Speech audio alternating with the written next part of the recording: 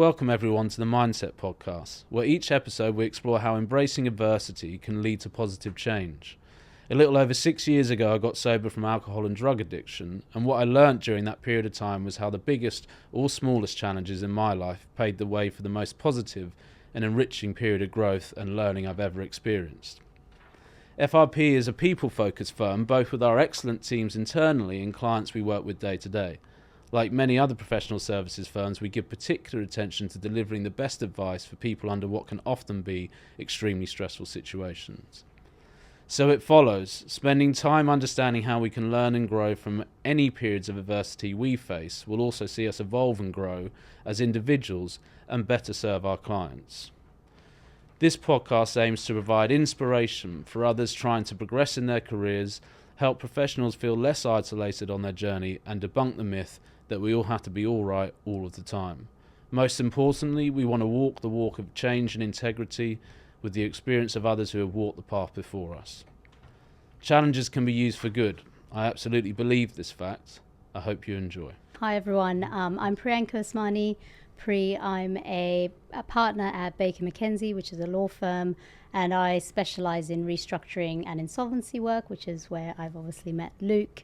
I joined Baker McKenzie about 5.5 years ago, became a partner a couple of years ago, and I'm also the graduate recruitment partner in the London office. It's a global law firm, and London is its biggest office globally. And you're probably hard-pressed to find a place in the world that there isn't a Baker McKenzie office. Right. There's 70 offices globally, and regularly each year it's, the biggest law firm or one of the top three. So we're talking about, 14,000 people. Going back, what's your kind of origins? Where did you start and a bit about that kind of stuff? Yeah, sure. So I'd say it's probably not the most standard journey into big law, as they say. I was born in India. Right. I grew up there, and then my family moved to Australia when I was 9. So I turned up to Australia in year 4. Right. And I actually went to school in Australia, went to high school there, then started my combined law degree at Sydney University.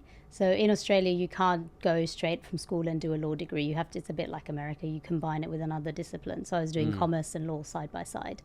I did that, and then I came to the UK, after my commerce degree had been completed, I took a year out, came to the UK and decided actually this is where I want to be. So I moved over in 2003 on a full-time basis. Okay. And you, and that, going back to when, so you were 9 when you moved from India to Australia. And what was that, do you remember what that was like at that age? Do you recall much about that transition? And No, I do actually, like, surprisingly, because when I think about how long ago that was, that still feels very recent to me. I think you never really think, or I don't really think of myself obviously as like the migrant story, but I think that was fundamentally what it was. Yeah. And it still is such a big part of me, and I think who I've become, and I guess sort of the drive and tenacity you sometimes don't realize you have till you actually think back. That when I moved to Australia, I was really fortunate. I'd studied in India where everyone spoke English, but it was a very sort of formal English, and I distinctly remember turning up in year 4 in Annandale Primary School in Sydney and really struggling to understand everyone because everyone's speaking really fast, everyone's speaking in a really casual way, in the way I wasn't accustomed to, and actually having to almost unlearn to speak as formally as I did and sort of fit in a little bit more. There's a part of fitting in, like, because you can do the work, because you can communicate on the one hand you hit the ground running, but particularly as a kid, you're trying to make friends, you're trying to fit in, you definitely feel like, how do I become, less obvious as the different person? Yeah. So I definitely remember that. I remember... sorry to interrupt, and did that make you feel, do you remember navigating that feeling in a relatively okay manner, or was that a challenge? Did you feel, less than in any way, or... I definitely felt intimidated, I think, in the first year or so. I actually think I surprised myself by how quickly I integrated, to the point where when I had first moved to Australia, I could speak Hindi fluently because obviously I'd grown up in India. I could speak English fluently, but not in the most casual way. Within 2 years, by the time I'd finished primary school, I actually couldn't really speak Hindi anymore, not very well. And I was like, oh goodness. So I think I'd probably gone the other way of trying to assimilate so much into where I was. And I think in a way you sort of spend your whole time trying to find that balance. And then I realized a couple of years later, when I was in high school and family came to visit, I was like, I can't really communicate with them that easily. This is not on. I've actually got to get that back. So yeah, there was definitely challenges of, how do I make this my new life? And as a kid, you're not really actively thinking about it. It's only when you sort of later on look back on what it must have been like.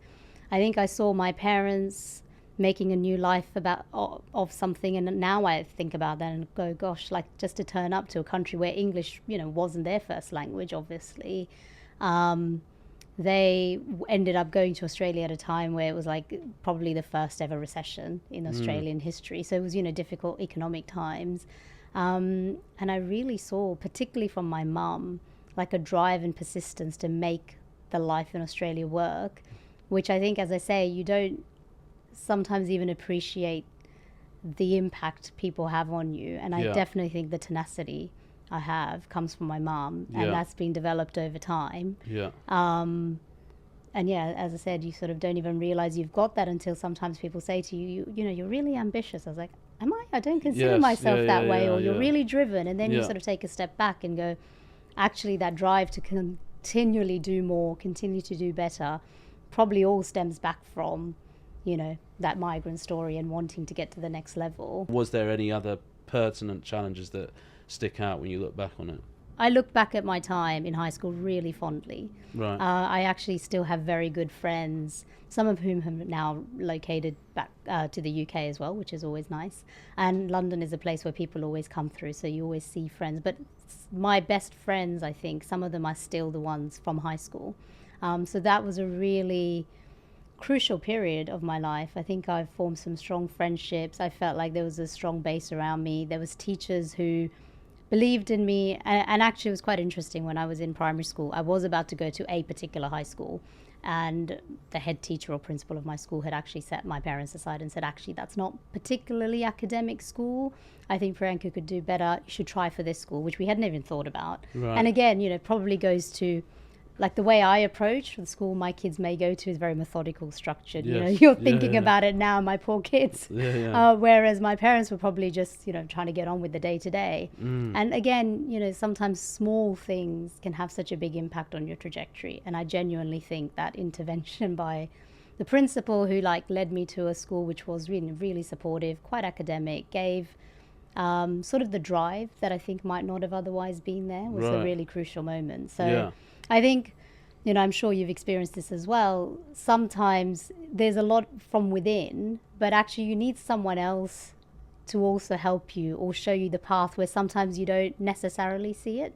That's a really early example, but I genuinely, look back at that and think, wonder what life would have been like had that not happened. And it's a really good, it's an early one, but it's a really good one. And then when you came over to the UK, do you recall, did you have any kind of fears in that transition, and what were they, if you did? It was quite a big change, because I had gone from, well, obviously a completely different part of the world, and also I had taken some time off before moving to the UK. So I'd been working full time for about 6 months, mainly to save money to move over to the UK, and then I went from living with my parents to sort of a completely different life, going back to full-time studying, doing the graduate diploma in law. And it was quite a challenge, because my husband was kind enough to pay for my studies. So it was, first of all, sort of just that autonomy that you feel when you're working, and to kind of go backwards in a way. When you're studying full-time was quite hard. So what I decided to do was to get a job as a paralegal. That was one of the best things I did. So I ended up working full-time as a paralegal at a big Magic Circle law firm in their corporate department. I then decided to do my LPC part-time I was quite focused, having had the benefit of the work experience in the law firm. Yeah. What sort of work did I want to do? What sort of firms did I want to try to apply for? I did targeted applications, was successful in securing a training contract.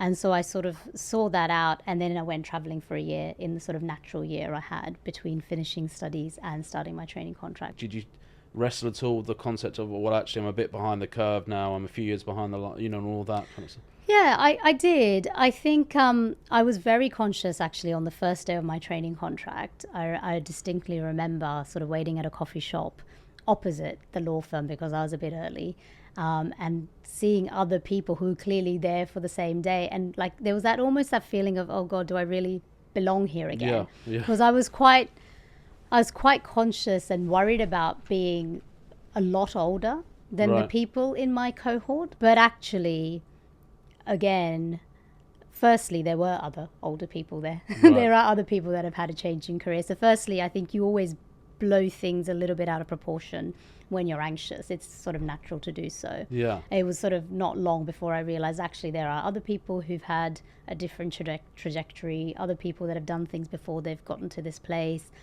And also, I think sort of the joy of life and also the hard part is, in a way, every new opportunity is a clean slate. Yes. So on the one hand, that feels frustrating because you feel like, oh, I've worked so hard to get here. I've done so well at school. I've done so well at uni. I've done so well at XYZ. All of that doesn't matter because now I'm back to zero. But that's also liberating because you're back to zero. And so you're all starting at the same place as a first year trainee. Yeah. And you've just got to like roll your sleeves up and prove yourself. Yeah. And that theme, I think, must go back to your, not that I'm trying to psychoanalyze you, but must go back to the upbringing again, because that's a really interesting perspective to have of like, well, actually, this is quite liberating. We're starting from scratch, whereas others may go, oh, we're here again. What have I, and that's definitely a mindset thing and a kind of, right, let's drive and move forward and be determined. And and then your time in that Magic Circle firm, how many years were you there? 10 years. 10 years. So in that 10 years, what would you say were your biggest challenges along the way? Biggest challenges, I think, it is just a very, hard-working culture. I actually, I feel so fortunate for the training that I had and the work that I did. I did really interesting work throughout. I got to go overseas for 6 months to do a secondment. I felt...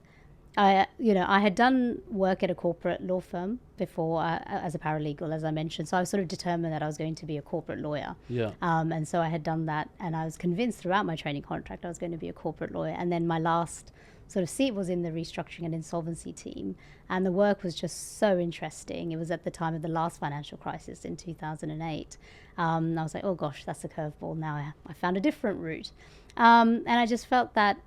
I got so many opportunities at that firm to do the best work, to work with the best people, but that comes with its own challenges. It is an increasingly demanding culture. Yeah. It is probably, so I don't know if people before me had Blackberries, but I sort of started the days with a Blackberry in hand. Yeah. Again, sort of, is that a good thing? Yes, because you don't have to sit at your desk waiting for the email to come all night. But equally, then you kind of look for that red light flashing the whole time, so that, work-life balance from day one is impacted. Yeah. I think at any really high-performing culture place,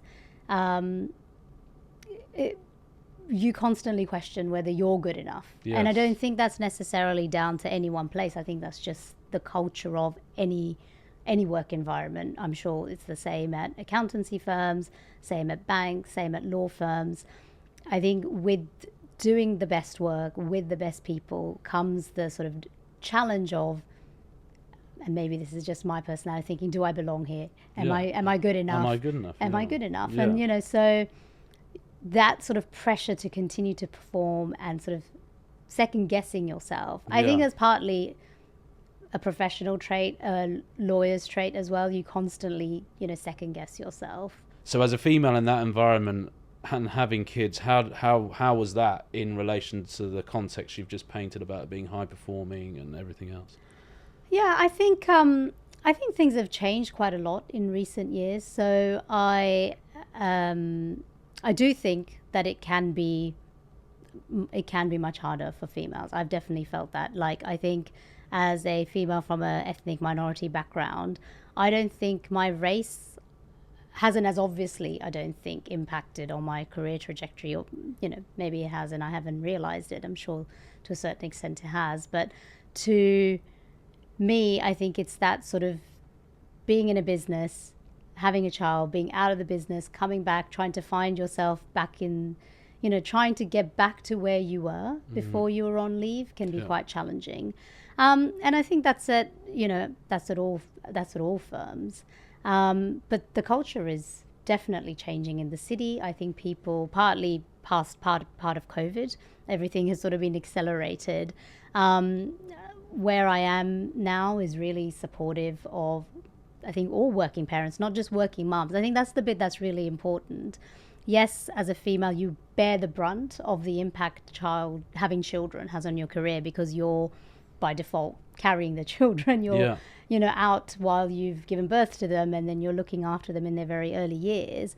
But I think the key to the organizations that ensure female talent doesn't sort of get to a certain stage and then get sort of disillusioned by it all is by making it work for everyone. And that's sort of accommodating, parents, both parents in a relationship working, not just sort of assuming that the parental responsibility will be on the mum, sort of being live to that. Actually, the males in the teams need to be as supportive, because even though they may not have children yet, if they're not supportive of their female colleagues, in due course, Yeah, so I think the challenges are definitely there. I think there's a genuine focus, certainly at our law firm, and I think all law firms, on making sure that we aren't training up people who do, really well. And I see this as the graduate recruitment partner. Most of our trainee cohorts are made up majority female.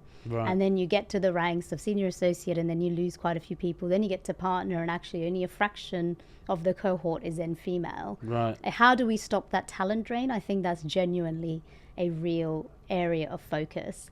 And I think it's not just on the organizations. Of course it is. They need to be supportive. They need to ensure that people feel like they can bring their authentic self to work and be open about what their working arrangements are, what they want them to be, what they expect. But I think also the people, the employees or partners, need to also be realistic about what they want. I think that for me has been the key, right? In terms of making it work with my family, is being realistic about not every single day is going to be as balanced as you want it to be.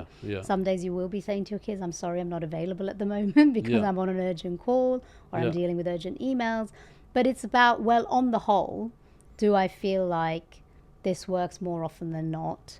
Do I feel supported? Do I feel like I can be open with my team and, speak about my challenges, that actually I have got XYZ that I'm juggling at home. And so I'm not as available today, but people know that you'll make up for that. It's about having that trust in people, open communication, having the confidence in your team. And that's what I hope, now that I am a partner, I engender that in my team, so that even those, it doesn't have to be about people that have children. They just feel like they can speak to you openly about the pressures that they're under, about the things outside of life that they're trying to achieve. And I think just transparency and communication, it's so obvious and really basic, but that's often what it's down to. And wildly important. I think everything you said there is really, really, really important, and it's a huge part of what makes organically organizations work very well. And why do you think there is a general talent drain or a funnel of female females in the profession, whether it's law or certainly in our profession, where that happens, where there's a big drop off? What do you think, and what is the solution to that? I think it's honestly a lot more than just professional services. I think it's the fact that our society, hopefully it's changing over time, but our society is still geared to the women being the primary caregivers. So just, by example, the fact that every time the doctor calls for my children, they will call me. Or the school will call, they'll call me. And it's like, well, actually, they've got a dad too. Yeah. He can be contacted. And in fact, now, we try to make sure that the rosters are evenly populated. So half the calls are going to my husband, half the calls are going to me. But I think until society is more supportive and actually just a little bit more open to the fact that fathers play just an integral role in the lives of children or other caregivers. If you're raising children alone, doesn't need to just be fathers, but it's not always the mother's responsibility, because I think it's that disproportionate, I don't want to use the word, but frankly burden of either childcare or having to be available, having to do nursery drop off, pick up. That means that there are only a certain number of hours in the day. Yeah. And so I think if you are bearing the brunt of that responsibility, you then only have a fewer number of hours available to do marketing, business development, mentoring, coaching, all of the extra value add-ons we know that make you successful at work beyond just doing the grafting of the work. Yes. Because particularly when you're looking to progress, just being able to do the work is not good enough. It's about getting to that next level. Yeah. It's about tapping into your network, building your own network, making sure you're actually giving back to the juniors in your team all of the support you've had the benefit of getting over time. Yeah. And those are the bits that are the most sort of enjoyable and rewarding about our work.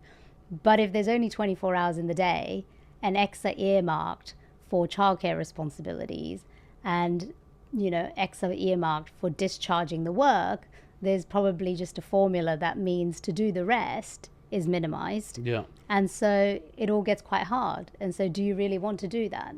And so I think it's partly people being open with each other in their relationships, if they've got one, to say, look, it's not all on me. Yeah. I think it's being open to sort of, as I said, the schools, the doctors, hey, maybe you don't have a partner, but actually my parents give me support. Call them once in a while too. Yeah. Create the space. Yeah. Yeah. And also, actually, I think, maybe somewhat counterintuitively, I think people that are in powers of position at work shouldn't assume, and I think this is sometimes the danger, shouldn't assume that, particularly if someone's had a child and they're coming back to work, that they then want to take it easy, that they don't want to progress. Yeah. I think it's just, again, back to the communication. Just be really open. Have that conversation. Say, look, you're back. What are your plans? Do you want to progress? Because if you do, these are the requirements. Do you feel up to that at the moment? How can we support you? If you want to take a bit of a back seat for a year or two, that's fine. It's a long career.